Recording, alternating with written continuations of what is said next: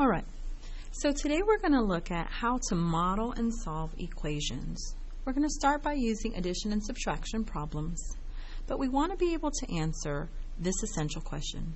How can we model or represent one-step, one-variable equations using algebra tiles and show or represent solutions on a number line? The first thing that we need to know is, what are the values of the algebra tiles?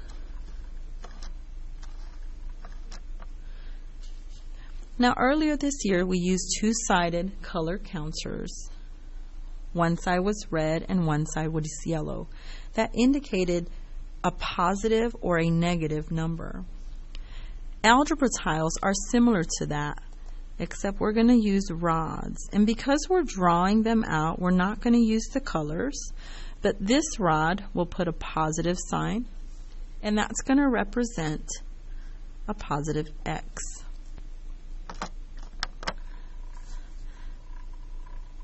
Our second rod is going to have a negative sign in it, and that will represent a negative X.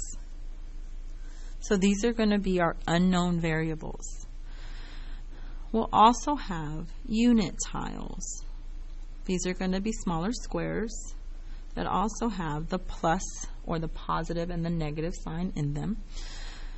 Here, this would be 1 unit, so it's going to show positive 1, and this one would represent negative 1. So instead of using colors, we're going to actually have the symbols inside of our model.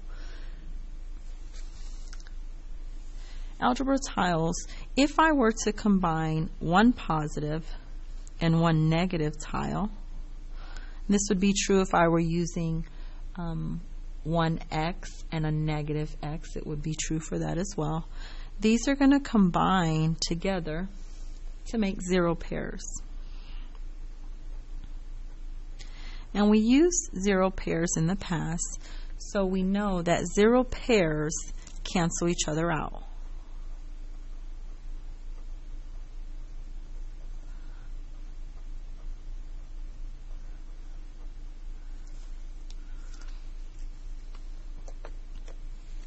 So we're going to go ahead and start with our first problem. We are going to represent and solve x plus 4 equals negative 3.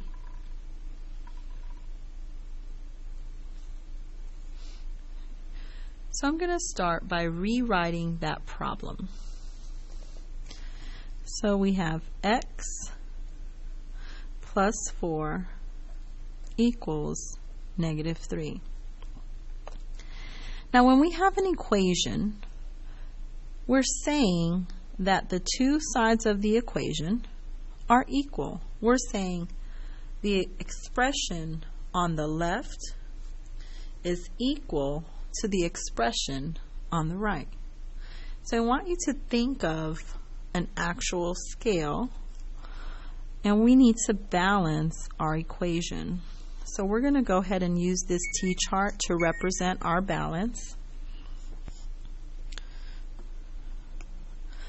And I'm going to start modeling. So we're going to model what the equation currently shows. I have a positive X, and I have 4 units. Those are also positive.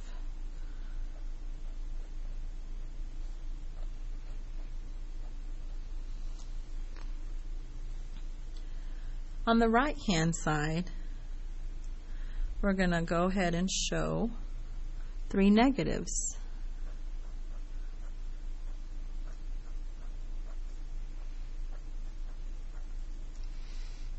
So our equation right now, or our model, actually represents the equation that we have above there.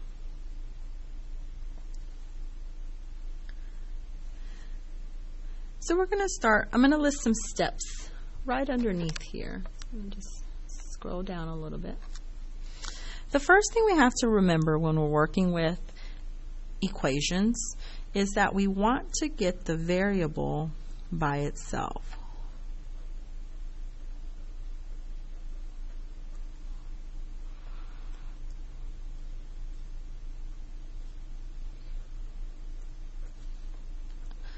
I'm going to put this up here. We want the variable, in this case, it's the x, by itself.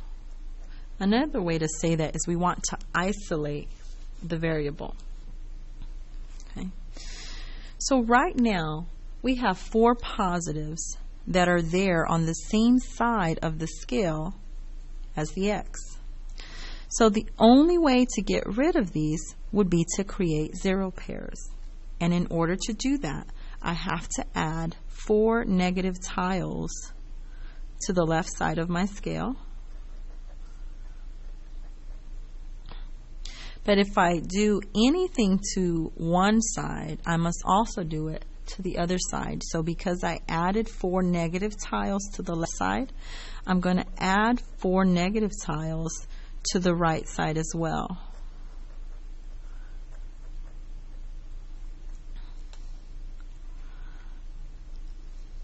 So that's our second step here.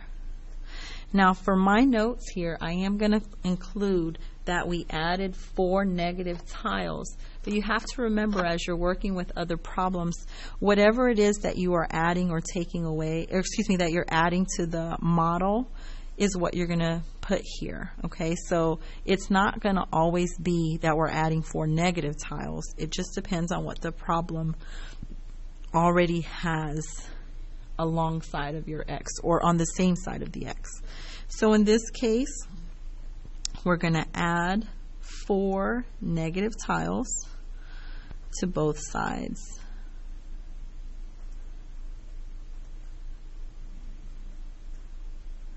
Okay, so we show that right here, and we see that right here. Again, whatever you do to one side of the equation, you have to do to the other side.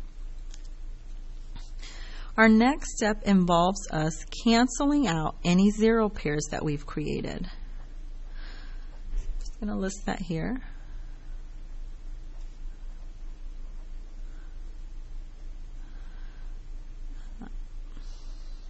Zero pairs.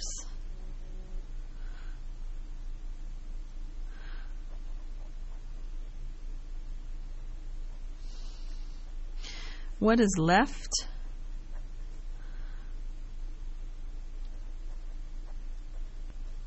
On the, how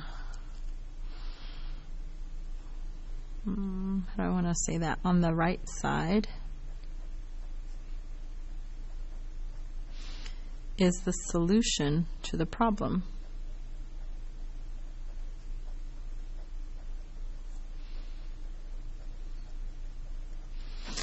I'm using the word solution here. That's another word for answer. So if I cancel out the 0 pairs, this one goes away, that one goes away, this goes away, and this also goes away. So if I'm looking at my model now, what I have left over is I have an x on one side of my balance, and I have 7 negatives. Oops, negative 7. So we're saying x is equal to negative 7. Now one of the things that we have to do after we've done our model is we want to check and graph the solution of this. So we're going to use substitution to do that.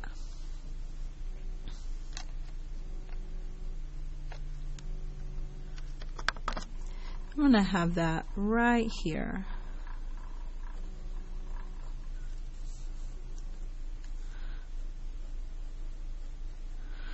Now substitution is when we replace the variable. So in this case we started with x plus 4 equals negative 3. If we replace this variable with the answer that we got here, we're substituting. So I'm going to substitute the variable with the value. So this, I'm going to use negative 7 plus 4 equals negative 3. And again, I want to determine, is that a true statement? If I have 7 negatives and I add 4 positives to that, am I going to get negative 3? The answer is yes. Therefore, this is the correct solution. Okay, and we'll use a number line to show that. When you are graphing your solution to an equation, there is only one possible answer. So in our case, the answer to this equation is -7. We represent that with a closed dot.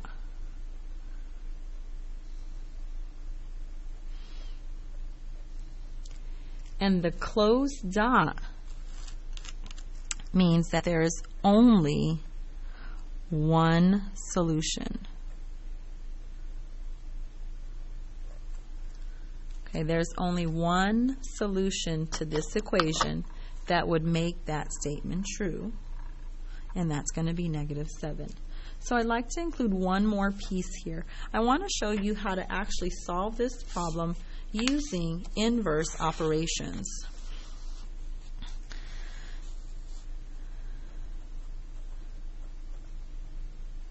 So one of the skills that you have to be able to do in 6th grade is use a model.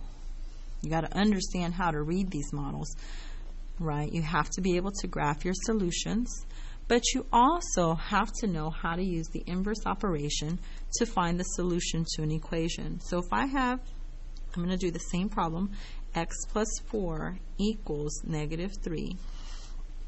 To do the inverse operation, it's going to follow the same guidelines. I'm going to have a scale here, right? And once you become better at this, once you have more practice, you don't have to draw that scale out, but we're going to go ahead and draw that scale to help us keep our left and right side clear or separate.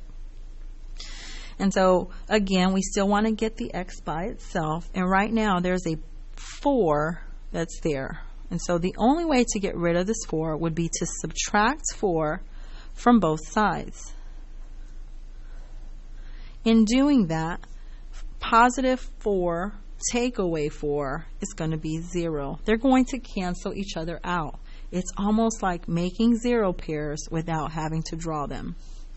The only thing that remains on this side is our x value. So we have x plus 0. You don't even have to write this part anymore. So I'm just going to bring the x down. And that's going to be equivalent to the solution or the answer on the other side. If I have -3 and I take away 4, I'm going to end up with that -7. So here we have it, x equals -7.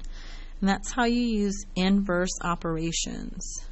Okay, we're going to do one more problem together, and then we'll have some practice.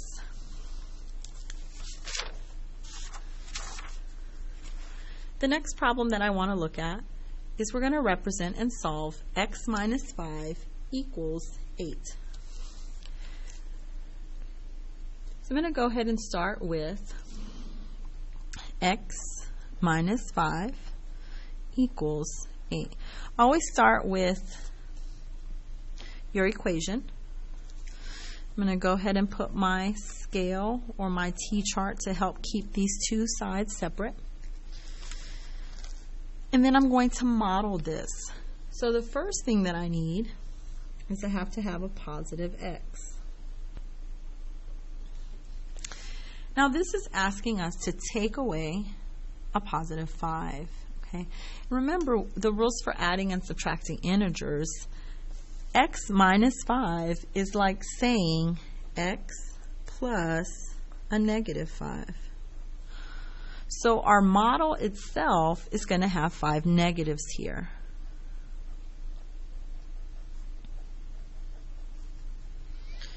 Four and 5.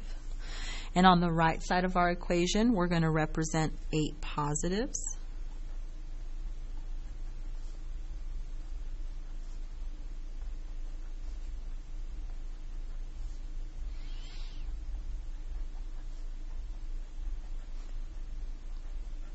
Here.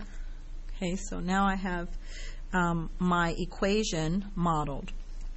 So following the same rules that we had earlier, we want to make sure we get the variable by itself. And in this case, we have 5 negatives that are here. So we need to create some 0 pairs. In order to do that, I need to add 5 positive tiles.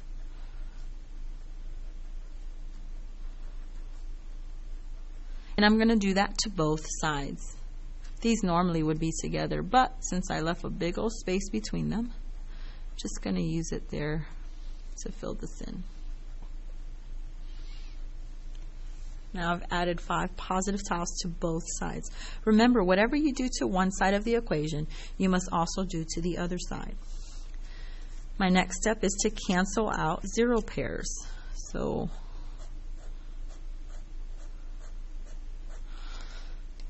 and then my solution is what remains. So in this case, we have an x, and that's going to equal what I have on the right-hand side, and there are 13 positives.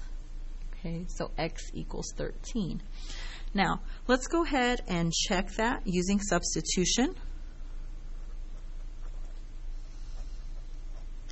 Let's plot it on our number line.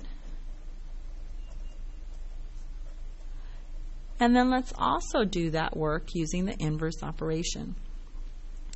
So using substitution, our original problem was x minus 5 equals 8. We're going to substitute 13 in for x and then continue with the problem.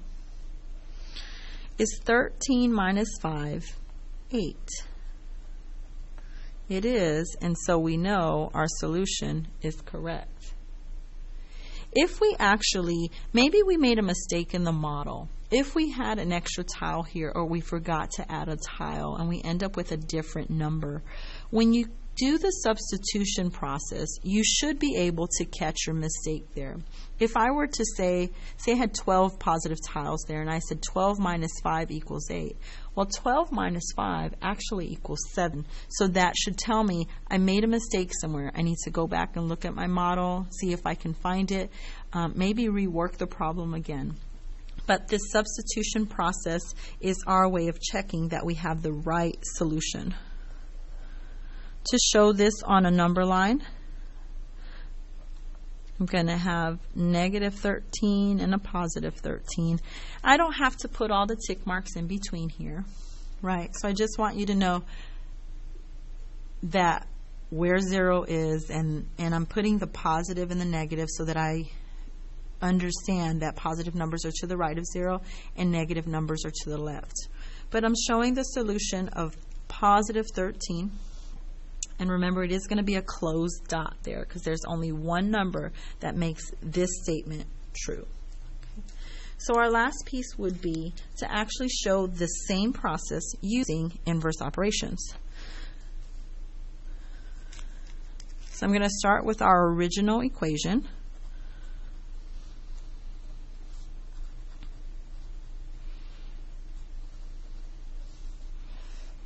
Which was x minus 5 equals 8.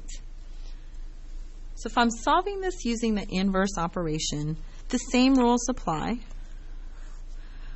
We want to get x by itself, and right now we have a negative 5, or take away 5, on the same side of it.